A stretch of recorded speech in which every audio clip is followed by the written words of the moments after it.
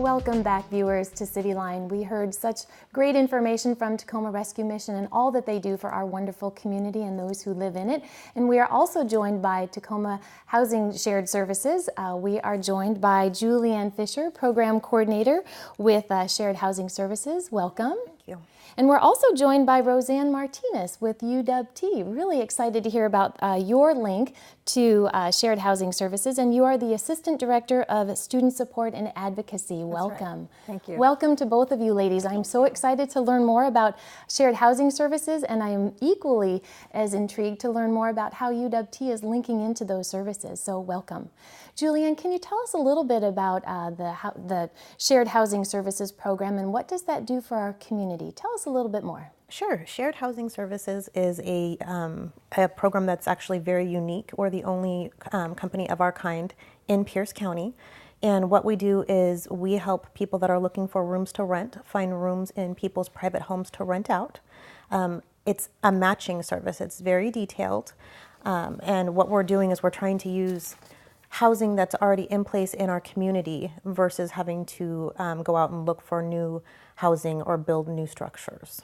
And how does that benefit the community? Tell us a little bit about that. Sure. So what it does is it helps people that are looking for places to live that need affordable living, and it also helps people in our community that need to stay in their homes for longer. It's very beneficial. It can provide companionship, which helps prevents isolationism. It helps provide money that may be needed to help somebody stay in their home. There's a lot of different things that it helps our community with. And I'm certain that you've seen that need rise in our community, given that the housing market is so hot right now. The rental rates for apartments are going up. And so have you seen a direct increase in the number of people who are actually seeking the services? Absolutely. There was a recent study released by Housing and Urban Development, and it's reflecting out to 2020. And that's looking at there being a 42% increase in seniors being cost burdened, which means that seniors are spending more than 50% of their income on their housing. And it's also looking at a 33% increase in seniors experiencing homelessness by 2020. What I love most is that this is a very creative solution to make sure that people can stay in their homes, but equally as important is to provide housing for people who need it the most, who need that bridge just to be able to live and work and study in the community in which they live. Absolutely. People that are most at risk, people that are seniors, people on fixed incomes, people that are disabled. And how does the service then ensure that it's a safe process when you're linking up a home provider and a home seeker? What does that process look like, and how is that safe for both sides? Sure. So all of our clients have to apply online, and once their application is in, they have to come into the office for a background check. And everybody on our program goes through a 7-year all-inclusive national background check. And once that background check is cleared, we do interviews with the home providers in their home and the home seekers in our office. So there are home visits conducted, and there are interviews, and we want to make sure that everybody is safe the whole process through. And once a home match is made, we're there for the duration of that match. We do 30, 60, and 90-day checkups, and we're there as long as they need us. And I would think that that type of involvement really ensures the sustainable opportunity for this to keep happening, and also to make sure that it's benefiting both sides. That's incredible work that you all do. And so, Roseann, I'm really curious, how did UW-T stumble on Shared Housing Services, and what is that link? I'm really interested to learn more about this connection. Talk to us a little bit more. So I run the Office of Student Advocacy and Support. I work with students to help them overcome barriers that prevent them from achieving their goals. And I've been at UW for a year. It's a brand new program. And what we found is that the number one reason that we see students is insecure housing. And rather than create a new housing program, I knew of Shared Housing Services. So I went up and met with them and talked to them about how we could create a partnership. It seemed like a program already in place that our students could take advantage of. So that's how we created Husky to Husky, in a partnership with Shared Housing, where we can refer students And we can also refer people in the community that are interested in housing students. And how widespread is that need within the student body with UW-T? Right, so we have about 5,200 students, and we only have 300 spots in our residence hall. So we have a lot of need for housing. And I've seen, just for an example, this last quarter I've seen 70 students, and the majority of them, about half of them have identified housing insecurity as one of their greatest needs. So if you calculate that out, that's quite a number of students that need housing, affordable housing. And that is a pretty significant need, and I can't imagine that we're building dorms and any types of student residencies sooner than later. So Not this quickly. is definitely a kind of a match made in heaven, I would think. And who's the typical student that needs this type of support or this type of service? So UW-T is a non-traditional university. It's an urban serving university. So we have 18-year-olds looking for places to live. Maybe they're from out of town. As you know, with traffic and other things, they want to live closer to campus. We have returning students. We have older students. We have students that are coming from the military and going back to school. So we have a range of students looking for housing, all ages and all demographic backgrounds. And Juleeann, would a student go through the same process as what's currently in place? Absolutely. They can apply through our online program as well. And if they have any questions, they can contact myself. They can contact Roseann. And this is so special because we've seen a large increase of students applying for our program because unfortunately, with the rising costs of rent, they're not able to meet the rent requirements because they're not making 3 times the rent. And so it puts them at a difficult place when they have to choose between schooling or they have to choose between a job so they can live somewhere. So having safe housing for that student while they're in school is important, and bringing another a Husky to Husky together is such a great opportunity. So we're really happy for this partnership as well.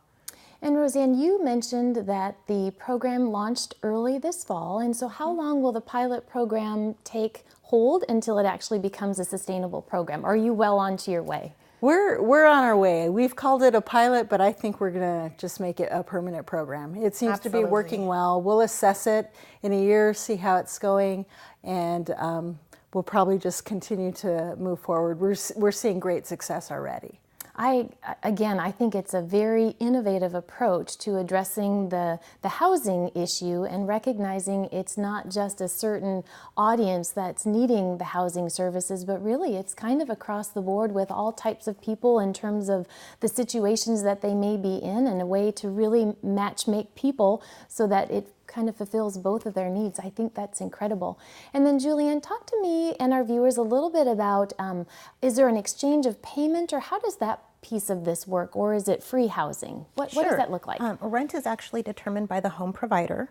And that is not something that we're involved in. We just facilitate the matches. We do have rental agreements that are templates that they can fill out, and it's specific to the date that they pay, the person that they pay, whether they pay in a cashier's check, how that receipt is received, and we do assist with all of that, but there is no exchange of money. There is a $25 background check fee per person, and that's the only fee that is seen in our program. And for myself and viewers who are watching today, how would they even learn more about this program? Where can they go to maybe ask some questions? Is there a website that you have? Yes, our website is sharedhousingservices.org, and we also have a Facebook page. We're located in downtown Tacoma, real central, 901 South 11th Street. People are more than welcome to come in. They can call. On our website, we have the applications as well as some great videos and some more information on all of the programs and how we're serving our community. That is wonderful. And so from the time that somebody actually applies to actually having someone live in their home, can you give a range of time so people know what to expect as to how long that initial process may take? Sure. So we don't guarantee matches. We don't just give out a list of homes with a price. We tailor our matches very specifically to each individual person with the questions that we ask in the application as well as in the interview, because we want it to be beneficial for both parties and we want it to last. Sometimes we have matches immediately. Sometimes it takes 2 or 3 weeks. Sometimes it takes a couple months. Unfortunately, not everybody, we don't find placement for everybody, but we absolutely do our best. And I think from what you both described, it sounds again like a very detailed process, a very in-depth and intentional process to make sure that you're pairing the right people together so that it's not a revolving door, but it's something that people can count on. And what have you seen in terms of the longevity of somebody starting and actually then transitioning out of the program? Is it a year, 2 years, or is it really just based on individual circumstances? I've actually seen people that have been able to share a home and finish school and move on in their career and go out and buy their own home, and they're now a home provider and they're sharing their home with other people and helping the process. I've seen people that have stayed together until somebody passes away their entire lives because they develop a friendship. I'm sure there are probably some very deep-rooted relationships that go on for a lifetime. And again, I think it's a very commendable and admirable program because you're really appealing to people who have a need on both sides. And when you can make that match and make it a win-win situation for both, I think the outcomes are pretty incredible. And so, do you both do out-facing presentations to the community, or how can somebody who might be listening today have people that they know or friends? Would you all be willing to make some public presentations? Oh, absolutely. We're more than happy. We go out on our own and we do advertising, we do street fairs and different public events, but we also love to go out to Rotary clubs, go to churches and different functions going on in the community so we can spread the word. And all you have to do is give us a call and we can schedule that, and we're more than happy to come out. It doesn't matter if it's 2 people that we're talking to or 100. And again, as I mentioned with the Tacoma Rescue Mission, in Tacoma we have such amazing people who always want to help, and we're always seeking partnership opportunities. And the fact, Roseann, that you reached out to Juleeann and to really forge this non-traditional way of providing housing for students so that they can really focus on their academics is just incredible. And then at the same point in time, recognizing that the students who get into the program, they're then going to continue to pass along the information and really ensure that it helps to be successful for everybody. So I think it's a wonderful program, and I wish the both of you complete success with this, and I'll be anxious to have you both back and tell us more about how the program is evolving. Thank you. Well, thank you for having us. Absolutely. Thank you so much. And to our viewers at home, we've learned some incredible ways to really be part of the community, in particular at this time of the year.